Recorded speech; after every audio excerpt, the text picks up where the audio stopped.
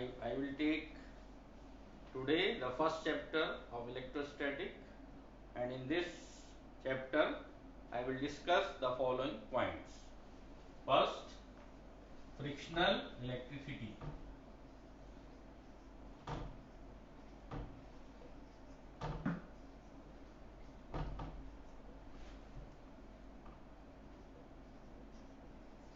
What is frictional electricity? When two suitable bodies rubbed with each other, then due to transference of electron from one body to another, the body is charged. When electron transfer from which body, it will become positively charged, and in which electron goes, that body is negatively charged. So from which body the electron will transfer, whose work function is smaller. Now what is work function? Work function is the minimum energy required to eject the electron from outermost orbit. So this electricity, the charge can develop due to friction. So it is also known as frictional electricity. So I am giving one series: cotton, wood, sealing wax,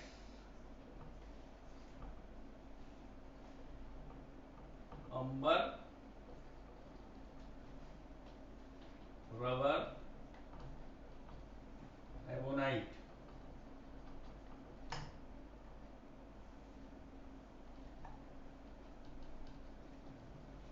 And for glass, silk. In this series, when we rub these two, when rubbed with the latter, then previous will get positively charged and latter will be negatively charged. Such as in case of glass and silk, when glass and silk rub together, then glass will be positively charged and silk will be negatively charged. Now, second thing I want to discuss, that how the bodies can be charged.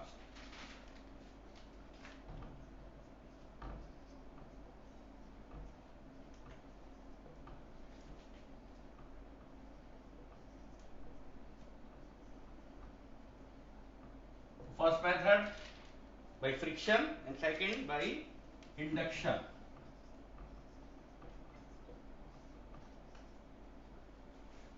When there is a uncharged body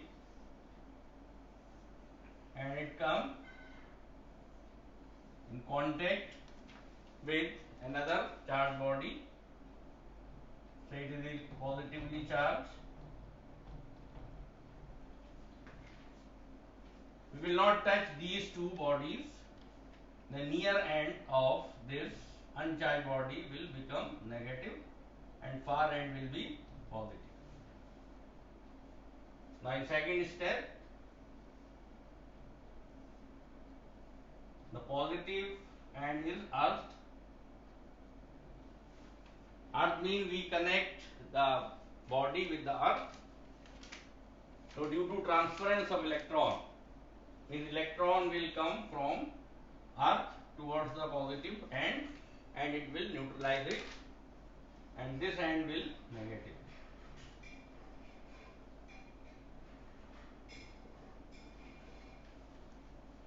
Now in third step, we remove this body and the body will be negatively charged. What is induction? Induction, an uncharged body can be charged by bringing near it a charged body which is not in contact with it.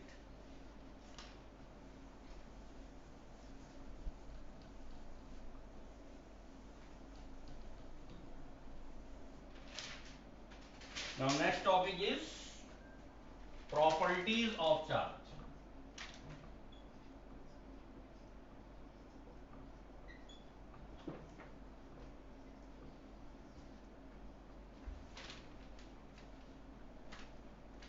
You all know that charge is of two types. Charge is of two types, negative and positive. Second property, similar charge repel each other and opposite charge attract each other. Means negative and negative will repel, positive and positive will also repel, but negative and positive will attract. And third property, charge is a scalar quantity. Means charge has magnitude but not direction. There is no effect of velocity on the charge. This is a difference between mass and charge. Then mass is affected by the velocity, but charge is not affected by the velocity. Charge is, next property is, charge is additive in nature. Charge is additive in nature.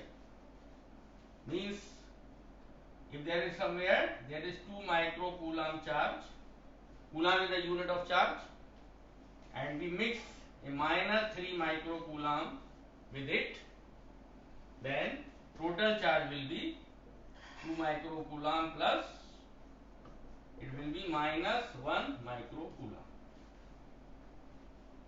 1 microcoulomb is the unit of charge and microcoulomb is a smaller unit of charge. 1 microcoulomb has 10 to the power minus 6 coulomb. Next property is charge is quantized. Charge is quantized. It is also known as quantization of charge.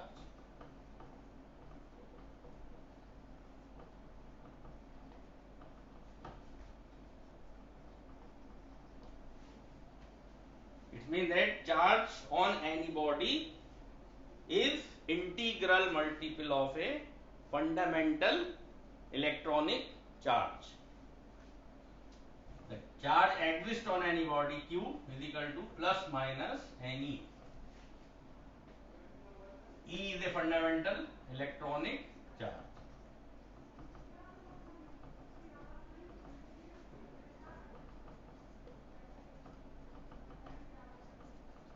It is the smallest charge that can be achieved.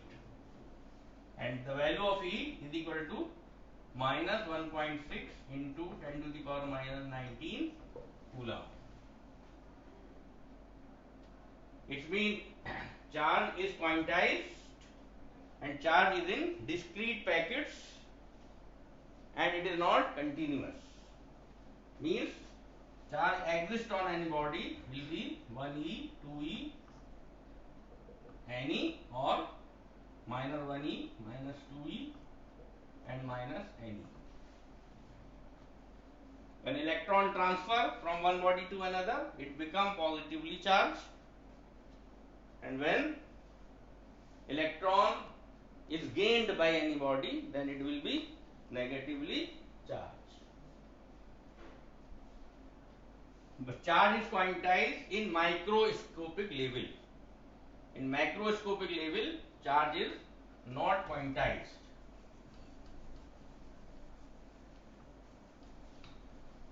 Next property is conservation of charge. Charge is conserved.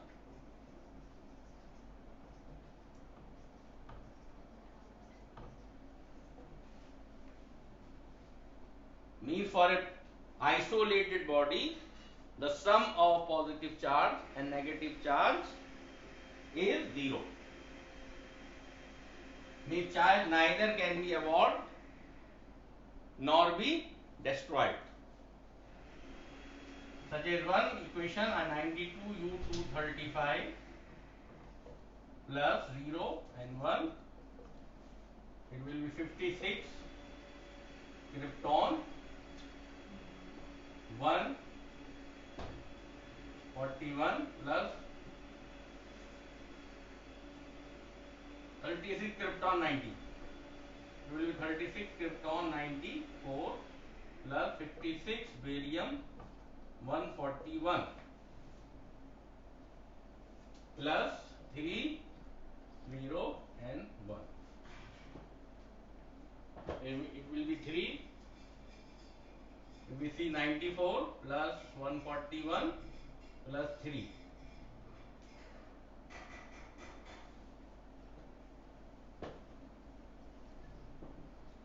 It will be 238.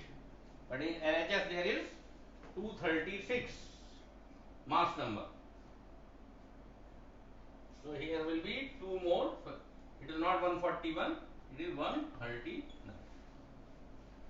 And charge in left hand is 92 and in right hand it is again 92. So it means charge is conserved. And another example, annihilation.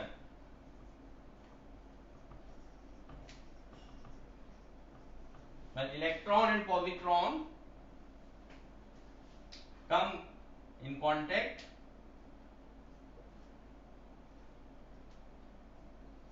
then there will be gamma ray photon. Gamma ray photon has no charge,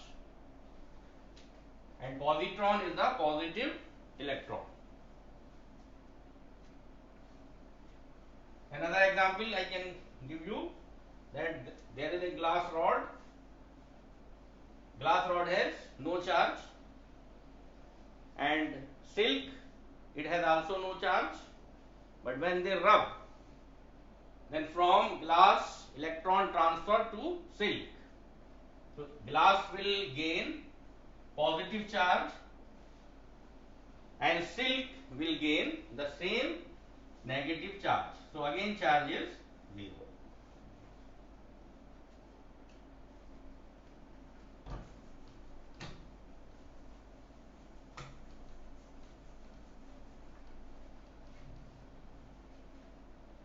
Now next topic I am taking, that is Coulomb's law.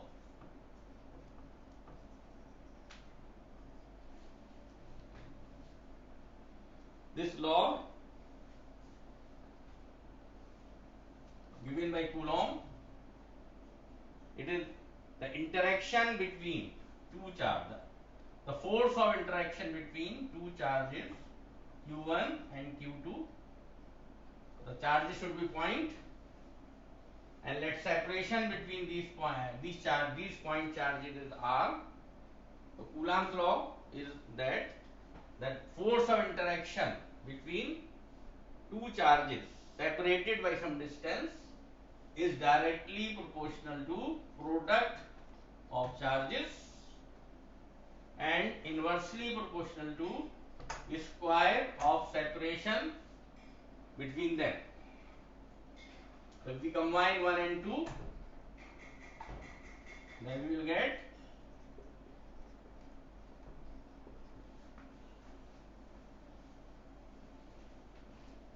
so F. To remove this proportionality sign, we multiply by some constant, that is 1 upon 4 pi epsilon naught Q1 Q2 by R square.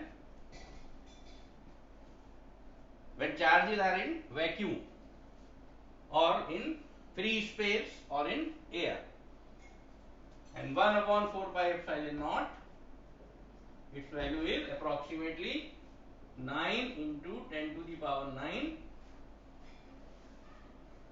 Newton meter square Coulomb minus 2. But now what is epsilon naught? Epsilon naught is the permittivity of free space.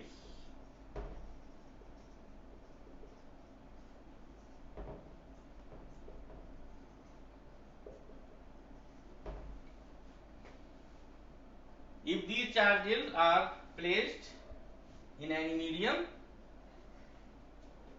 then force will become, the charges are placed in a medium and the separation is same, then it will be this.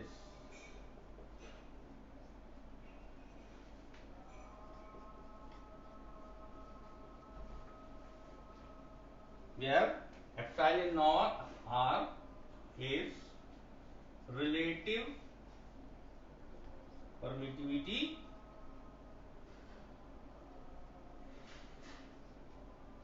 or dielectric constant.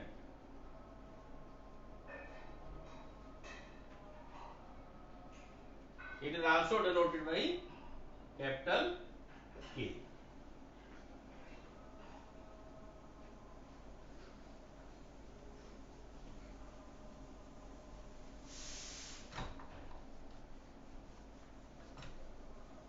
So, if the charges are in vacuum, then F is equal to this,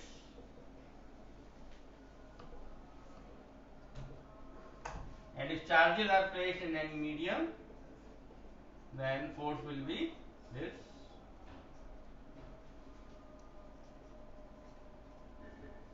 Means when medium is there, then force will be 1 upon relative permittivity times the force in vacuum.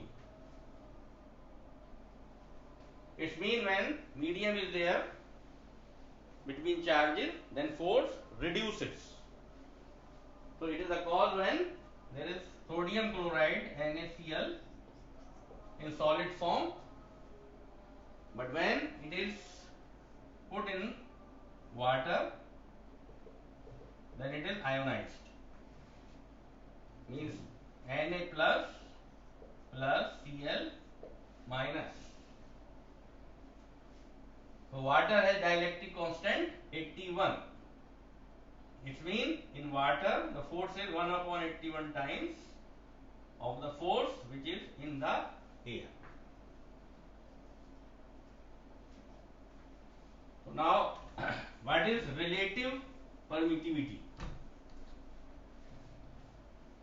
Relative permittivity is the ratio of permittivity of medium to permittivity of free space.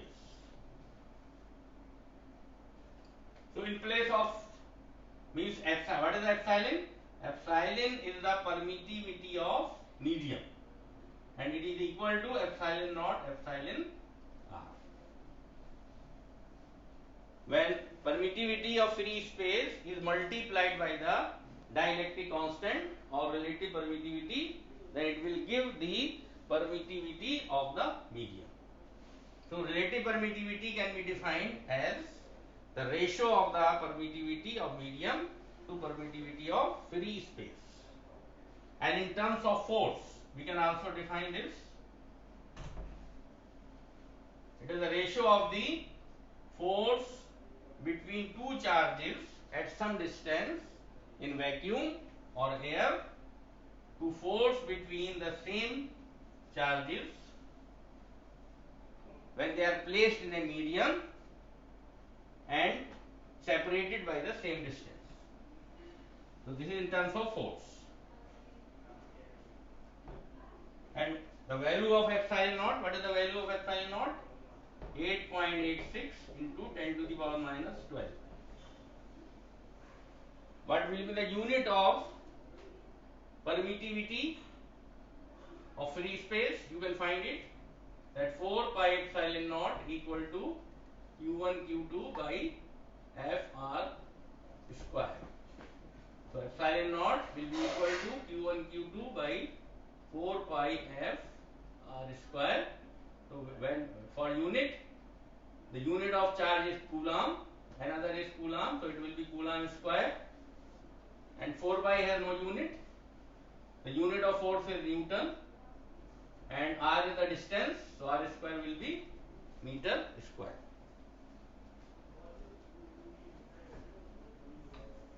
Now Coulomb's law in vector form.